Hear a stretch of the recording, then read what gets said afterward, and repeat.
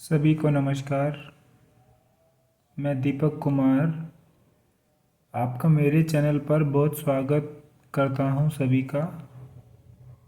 मैंने ये चैनल किसी भी तरह के पैसे कमाने के लिए नहीं बनाया है, क्योंकि संचार क्रांति जिसे कहते हैं लोग, उस संचार क्रांति के बाद हमने देखा कि संचार के जितने भी माध्यम हैं वो किसी किसी के कहने पर चल रहे हैं। वो सही मायनों में सही तरीके से सही बातों को लोगों तक प्रेषित नहीं कर रहे हैं, भेज नहीं रहे हैं।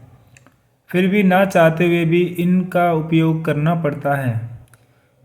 और तो हम भी इनका उपयोग करते हुए अभी मैं एक छोटी सी बात कहना चाहूँगा, जिसे हम सभी को गौर करना पड़ेगा कि राजा किस तरह का होना चाहिए। मान लीजिए एक राज्य में राजा है, उस राज्य की प्रजा है, उसी प्रजा में से उसने कुछ बच्चे उठाए, अपनी सेना बनाई। वो एक किले में राज्य करता है, मतलब उसका राज्य जो है एक सीमा है उसकी। तो वो अपने लोगों से कर वसूलता है और सारी चीज़ें। प्रजा उसे वो कर धन धान्य के रूप में, उस धन धान्य के अलावा वस्त्रों के रूप में जो वहीं के उद्योगों से बनते हैं और कृषि से उत्पन्न होने वाले अनेक तरह के उत्पाद अपनी सेवाओं के जरिए राजा को वो कर दिया करते थे। तो राजा क्या करता था कि जो सुख सुविधाएं उसके सैनिकों, उसके राज्य में उसके सैनिकों के अलावा जो मंत्री वगैरह जो उसके राज्य चलाने में सहायता करते थे, उनकी सबकी ज़रूरतें पूरी होने के बाद जो भी धन धान्य अनाज बचता था वो उन्हें दूसरे राज्यों में दूसरे राजाओं को दे दिया करता था, और उसके बदले में अपने राज्य में काम आने वाली अन्य चीज़ों को ही वो मांग कर लिया करता था और उन्हें ले लिया करता था। तो वो राजा आदर्श राजा था, और वो हमेशा चाहता था कि उसकी प्रजा में जितने भी बच्चे हों, अधिक से अधिक बच्चे पैदा हों, उनका स्वास्थ्य उत्तम रहे और ऐसी चिकित्सा प्रणाली वहाँ पर यूज हो जिसमें कोई पैसे का कोई कोई वो ना हो हस्तक्षेप ना हो। इलाज हो जाने के बाद जिसका इलाज किया गया उसके परिवार वाले चाहे जो दे दें, पर वहाँ कोई निश्चित शुल्क नहीं था। चाहे वो राजा का वो इलाज करता हो, चाहे किसी छोटे गरीब साथ में प्रजा के किसी भी व्यक्ति का इलाज करता हो, चिकित्सा सबके लिए समान थी। इसी तरह गुरुकुल व्यवस्था भी थी, सभी के लिए सारी शिक्षा समान थी। न्याय प्रणाली भी, राजा न्यायकारी होता था, वो न्याय देने की व्यवस्था अति उत्तम थी, क्योंकि उसमें पूंजीवादी का कहीं चक्कर नहीं था। आज सब लोग अपने आप को राजा समझने लगे हैं। वो जब कोर्ट में खड़े हो जाते हैं पैसे वाले, तो पुलिस, वकील, जज सबको खरीदने की हिम्मत रखते हैं। सामने के दरवाजे से नहीं तो पीछे के दरवाजे से खरीद लेते हैं, गवाहों को खरीद लेते हैं, और सामने वाले गरीब व्यक्ति, शोषित व्यक्ति को न्याय नहीं मिल पाता। तो ये व्यवस्था, जो न्याय व्यवस्था है, इसमें जितने भी लोग कार्य कर रहे हैं ये कुछ चीज़ों पर चलते हैं। सबूत नहीं मिला, फलाना, ये सब चीज़ें नहीं मिली तो वो न्याय नहीं कर पाते। तो इस व्यवस्था में जो बेचारा शोषित व्यक्ति है वो तो कभी न्याय पा ही नहीं पाता, क्योंकि न्याय में पूंजी घुसी हुई है, पूंजीवादी व्यक्ति घुसा हुआ है।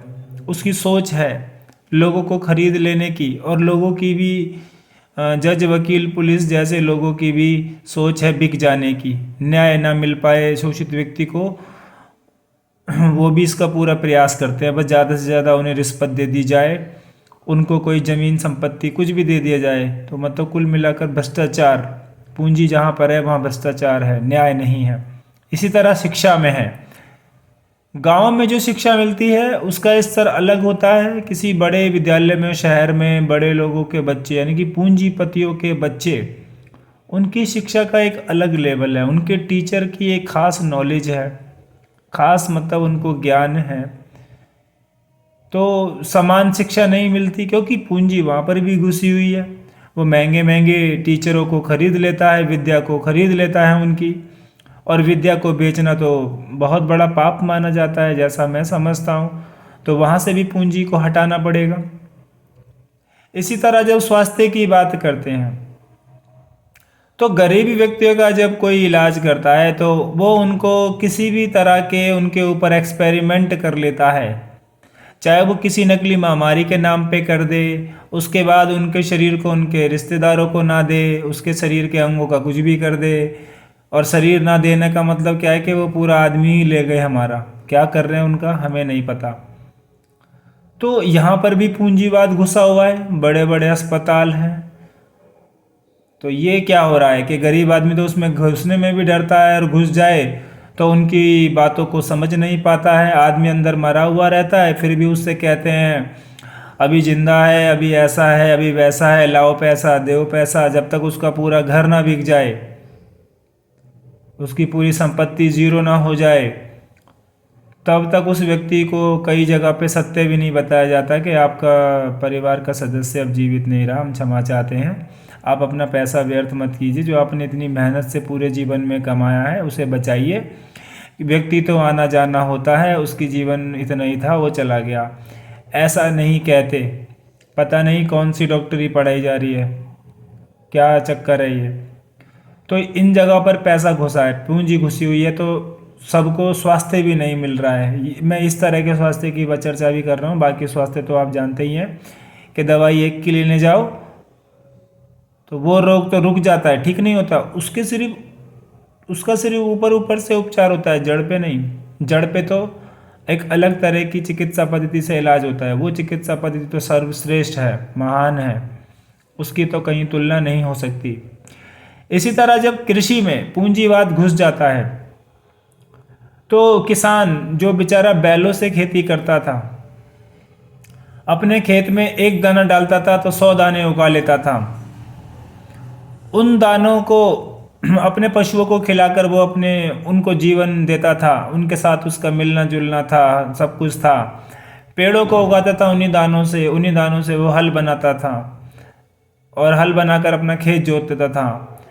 समय का चक्र ऐसा हुआ, जब पूंजीवाद घुस गया कृषि के अंदर तो उसने बड़ी बड़ी फैक्ट्रियां बनाने का प्लान बनाया, और उसने एक ऐसा प्रोडक्ट बनाया जिसे हम खाद कहते हैं, को नकली खाद, कंपनियों में बना हुआ खाद, जो खेतों को पत्थर जैसा बना दिया। खेतों को पत्थर जैसा बना दिया तो बैल उसको जोत नहीं पा रहे हैं। फिर उन्होंने उसके बनने के बाद ट्रैक्टर बनाया, ट्रैक्टर से जोत लो। बैलों को ख़त्म कर दिया लोगों ने कि उनका यूज़ क्या है, कुछ नहीं, करवा दिया गया, ख़त्म नहीं किया, करवा दिया गया षड्यंत्रकारी नीतियों के द्वारा।